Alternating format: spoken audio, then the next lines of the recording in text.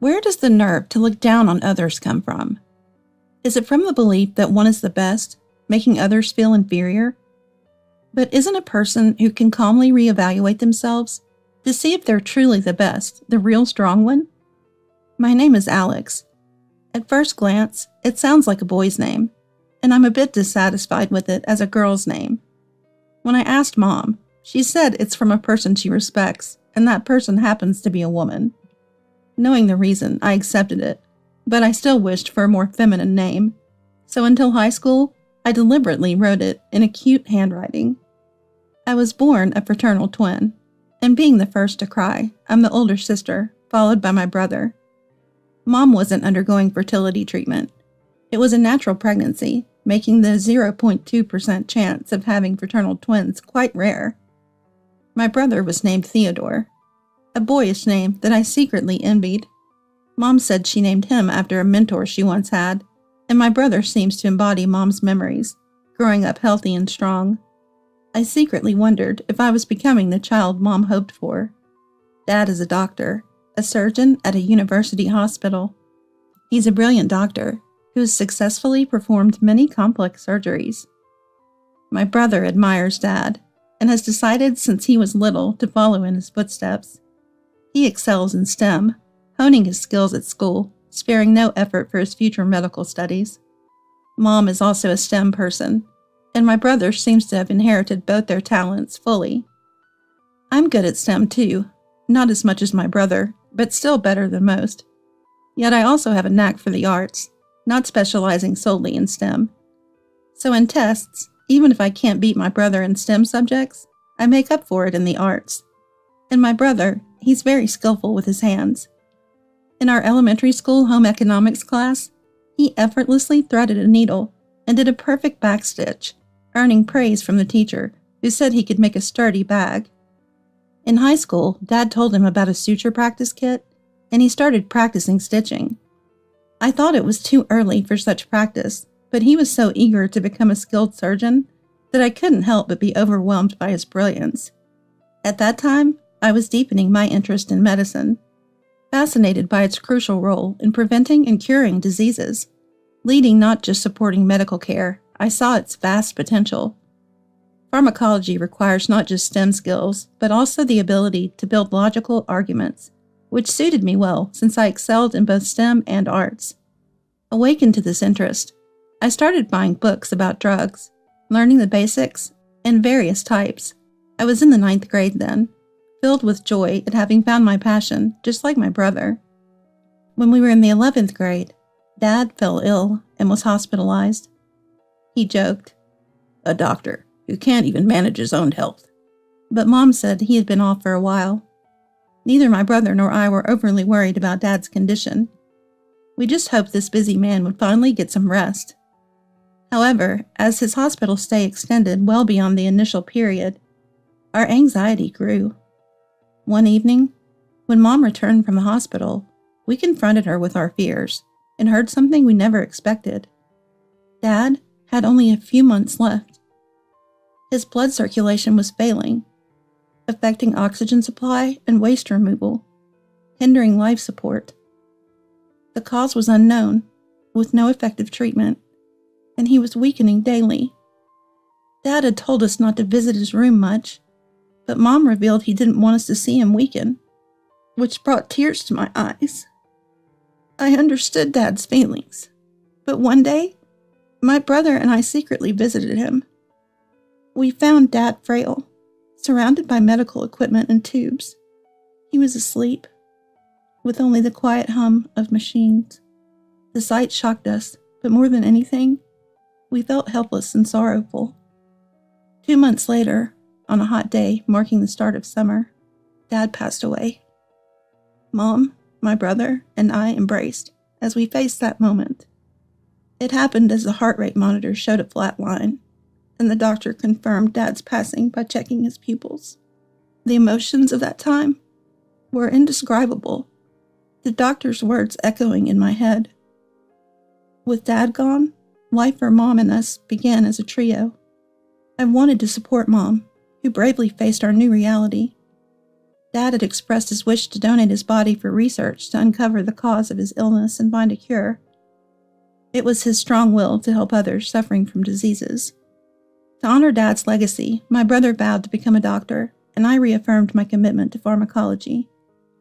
We studied more seriously than ever for our exams.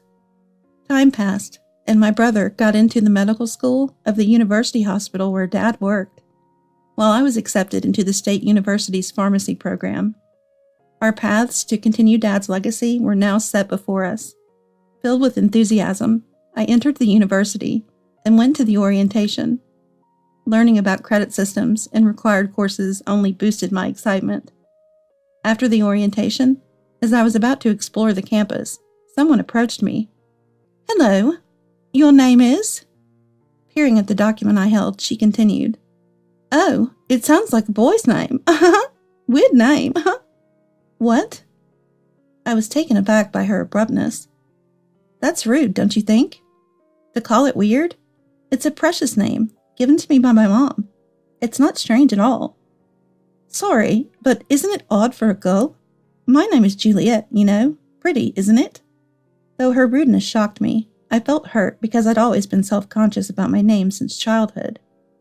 "That's nice for you. Excuse me." I quickly realized I didn't want to interact with her, and tried to leave.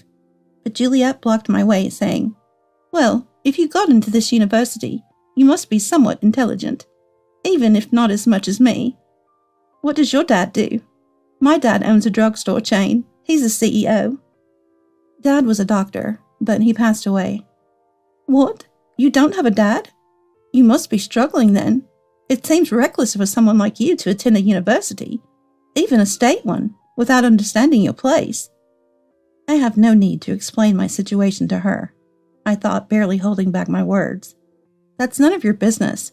I'm here on a scholarship, so there's no problem." "A scholarship? So you are struggling financially? Oh, and now that you mention it, your clothes do seem to scream poverty. Mine are from an exclusive high-end brand." I had decided to be as independent as possible, so I applied for a scholarship and was selected. The selection process was challenging, but I cleared it with flying colors. The scholarship would waive repayment if I maintained excellent grades, which further motivated me to study hard. Just like me, my brother also earned a scholarship after clearing the selection process and is studying at the medical school. The clothes I'm wearing aren't high-end brands, but they're new for my university entrance, and they don't reflect poverty at all. Juliet, after saying what she wanted and laughing, left with a triumphant air, judging and looking down on others, boasting about herself, and then leaving. I had never encountered someone like her, and it was a bit of a shock. Exhausted by the encounter with Juliet, I continued exploring the campus and came across club recruitment activities. I became interested in Pharmacology Research Club, and as I learned more, my interest grew, leading me to join. Blessed with great seniors and peers, my university life began to shine even brighter. The seniors recommended elective courses, and I crafted my schedule. All the subjects seemed interesting, and I couldn't wait for the lectures to start. When I went to the university store to buy textbooks and materials, I unfortunately bumped into Juliet, the last person I wanted to see. Seeing the textbooks I was about to buy, Juliet said, "Oh dear, you're buying so little. It's not even half of what I'm getting. Planning to fail and repeat the year, are you?" "I don't need to buy new ones. I received textbooks and materials from a senior who completed the courses last year." Along with the course recommendations, I had received used textbooks from a club senior. The textbooks were valuable, with key sections highlighted in red and helpful comments and notes written in them. "What? You're using second-hand stuff given out of pity? Struggling to afford new textbooks? How pitiful. I can't imagine using old things. But I guess you have no choice, do you?" That's not it. The notes and comments from the seniors are really helpful. You don't get that in new textbooks. Well, let's just say that's your excuse. Being poor must be hard. I wouldn't know about that kind of hardship. She had firmly decided I was poor, and nothing I said seemed to reach her. Even if I were poor, ridiculing and looking down on someone is inexcusable. but that common decency seemed lost on her. I genuinely didn't want anything to do with someone like her. After that, I had fewer encounters with Juliet due to different elective courses, but in mandatory classes, I inevitably ran into her. Juliet would bother me whenever she felt like it, often with belittling remarks, and her insults intensified when she was in a bad mood. Still at university? Maybe you should just give up and drop out. I smelled poverty, and there you were. By the way, what does your mom do? Day labor must be hard, right? She hurled such words effortlessly, astonishing me with their harshness. Despite these encounters with Juliet, my university life progressed smoothly. My grades were decent, and I got along well in club activities and with friends other than Juliet. Although my brother was at a different university, I heard he was top of his class. As always, impressively brilliant. Now I've become a junior. At this university, joining a seminar from junior year is mandatory, designed for deeper engagement with our fields of study. I chose a seminar focused on exploring the direction and future of pharmacology, led by a leading professor in the field. It was popular, requiring a selection test, which I passed successfully. On the first day of the seminar, I faced an unexpected challenge. You're in this seminar too? Ugh! The presence of a poor person will lower its standards. I joined, thinking it would enhance my reputation. To my dismay, Juliet was in the same seminar. I sighed and looked heavenward. During self-introductions, Juliet bragged without regard for the setting, causing dismay and disappointment among the others, though she seemed oblivious to it. I genuinely worried that her presence might lower the seminar's standards. Later, at a welcome party, Juliet caused a scene again. While talking to a senior about my family and expressing concern about my busy and tired mom, Juliet interrupted. A day laborer's hard life. That's hilarious. Maybe you should work instead of being here to ease your life a bit. She had been drinking, making her rudeness worse, and barged into my conversation with the senior. The senior, being sensible and normal, reprimanded her. What an impolite thing to say. Enough is enough. But a drunken Juliet blamed me for being scolded by the senior, ranting and attempting to throw her beer on me. Fortunately, another senior stopped Juliet from throwing beer at me, but she continued to rant and cause a commotion. The professor was absent due to a conference, so the incident didn't escalate further, but it did result in Juliet becoming an outcast in the seminar. Believing I was the reason for her isolation, Julie continued to harass me. She restrained herself in public, but turned hostile when we were alone. Her reduced attendance in the seminar was a relief for me, but surprisingly, she never quit. She revealed her reasoning in one of her taunts. The seminars become dull because of you, but I'll stay enrolled to graduate and land a good job. It'd be better without you around. You're a nuisance. I wanted to retort. I'd say the same to you, but held back, realizing she was just clinging to the seminar for its benefits. She didn't seem much interested in studying, often out partying instead. Time passed, and I graduated successfully. Juliet, surprisingly, also graduated despite her frequent outings. She wasn't dumb. If she had focused more on her studies, she would have done even better. But she did pass the pharmacy national examination, which was impressive. She secured a job as a pharmacist. Meanwhile, my brother Theodore passed the medical licensing exam and became an intern at the university hospital where Dad had worked. Proudly, he followed through on his dream, becoming an intern in the clinical training program for doctors, rotating through various departments before choosing his specialty. Theodore still has many challenges ahead, but he says the work is rewarding. He hopes to become a surgeon just like Dad. Nearly 2 years after graduation, I received an invitation for a seminar reunion. Eager to see old friends, but apprehensive about meeting Juliet, I weighed the pros and cons and decided to attend. While enjoying catching up with familiar faces, Juliet appeared. Still looking poor, I see, she said, her usual insolence unchanged. She inquired about my current situation.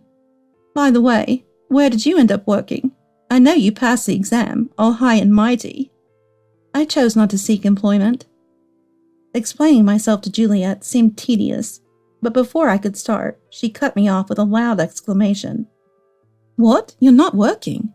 Unemployed even after nearly 2 years since graduation? That's really bad for someone as poor as you. Like she had initially assumed I was poor, now she had convinced herself I was unemployed. Knowing how fixed her misconceptions were, I felt no urge to correct her. I'm working at the pharmacy department of a major hospital, attending lots of patients. I'm an ace pharmacist there. There she goes, bragging again, without anyone asking. And I'm getting married to a brilliant young surgeon at the hospital. He proposed, insisting he wanted only me. Juliet's boastful tales continued endlessly. Though the content was trivial, I felt uneasy when I realized the hospital she mentioned was where my brother worked. You may never marry being poor, but envy me, she said. My bad premonition turned real less than a week after the reunion. Unbeknownst to me, my brother Theodore had a girlfriend, and they were considering marriage. Mom knew, but I hadn't had much chance to talk to her or Theodore due to my busy schedule. And to my utter shock, Theodore's girlfriend was Juliet. The thought of her becoming my sister-in-law, even just by marriage, was horrifying. Could Theodore truly be happy with her? I wanted to reveal Juliet's true nature, but if Theodore was happy, I didn't want to interfere like a tattletale. A family meeting was set for Theodore to formally introduce Juliet. She didn't want to visit Theodore's home, so we met at a hotel restaurant. As soon as we sat down, Juliet glared at me. I can't believe Theodore's sister is you. Oh, I remember Theodore mentioning he attended university on a scholarship. That figures. What does she mean by that figures? Is she implying we're poor? I could predict Juliet's thought process all too well. But Theodore is an ace surgeon. He's different from you all. Plus, we're building our new house soon. Typical of a wealthy doctor, right? Theodore planned to build a new house for their married life, so the wedding was set to happen after its completion. I asked Juliet why she refused to come to Theodore's family home. Well, it's just a modest house, and as a president's daughter, it's not a place for me to step into. I can be blunt with you, but I'd be more restrained with Theodore's mom. In essence, she didn't want to visit our poor home. Her mindset was predictably shallow. Half a year later, Theodore's new house was completed, and he moved in. He invited us, including Juliet, to show off the new place. Juliet, having arrived earlier than Mom and me, had already seen the house. She was in a good mood, impressed by its grandeur. Amazing, right? Just what you'd expect from a doctor like Theodore. Even more luxurious than my parents' house. Brand new, nothing to complain about. As we raised a toast to celebrate, Juliet made a shocking move. You live in a different world than me. We can't have poor Germs around. She threw her glass of beer at me. I was stopped at the seminar's welcome party, but this feels refreshing. Her spiteful remembrance of that old incident gave me chills, but I remained calm, because I knew what was coming next. Mom, laughing heartily, broke the news. What are you talking about? I built this house. Juliet's smug laughter ceased. What? But this is Theodore's house. She was visibly shaken, unable to continue. Do you think a new doctor just finishing his internship could afford this? Theodore handed me a towel and spoke to Juliet. How could someone as poor as her build such a mansion? You think Mom is a day laborer, right? Poor you, with such misguided beliefs. Mom is a CEO of a company that runs a chain of pharmacies, Theodore explained. When he mentioned the company's name, Juliet trembled. That's impossible. No surprise there, as Juliet's father's drugstore chain was a subsidiary of Mom's company. Mom had taken over the business from my grandfather and expanded it, eventually acquiring Juliet's father's company. Like Theodore was inspired by our dad to become a surgeon, I was inspired by our mom, a top-notch pharmacist, to pursue the same career. Mom laughed and revealed, I built this house. The kids got into university on scholarships, so I thought I'd prepare a house for them after marriage. Alex doesn't have a partner yet, so she'll have to wait. Mom, forget that. At the last family meeting, you were strange, and I was questioned by both of them. Mom investigated you after hearing about it. A seminar classmate of theirs, my friend, told me about Juliet's bizarre behavior. Third-party testimony is credible. As the conversation progressed, Juliet's face turned pale and trembled. I told Juliet's dad everything, and he apologized deeply. He said he'd disown you. I can't marry someone like you. Consider our engagement over. Wait, Theodore! Juliet pleaded tearfully, but Mom delivered the final blow. What's more, you've been involved in illegal activities as a pharmacist. We can't overlook that. Juliet burst into tears and collapsed, understanding the full implication. Mom's investigation revealed Juliet had been smuggling restricted drugs from the pharmacy, handing them over to outsiders. The pharmacy department of the university hospital has deep ties with Mom's company, and Mom was consulting with the head of the department. There were small but regular discrepancies in the drug inventory, prompting an internal investigation. During her student days, Juliet associated with criminals, getting involved in the use and distribution of illegal drugs. Initially, she stole from the university's supplies, and after getting a job, she began taking drugs from the hospital's pharmacy. Following Juliet's graduation, the university tightened its drug management protocols. There's no excuse for such lax management, but exploiting it to commit crimes is inexcusable. Of course, her actions are criminal and not something that can be simply apologized for. Juliet was arrested. I'm sorry for the trouble. My judgment was off. Theodore apologized. It's not your fault, Theodore. Lucky it was before the marriage. Live here with your future spouse. Next time, introduce me to someone nice. I'm busy and enjoying my research for now, so that might wait. After university, I pursued a master's degree on my professor's recommendation. I'm technically unemployed, as Juliet said, but I'm deeply engaged in research on a new drug, potentially effective against the disease Dad had. This research is a joint project with our university. It might fulfill Dad's hopes through your efforts. Mom's company is supporting it. Dad would be proud. I'm determined to continue this research, fulfilling my dream and Dad's legacy. I plan to pursue a doctoral degree, so receiving a house from Mom might wait a while longer.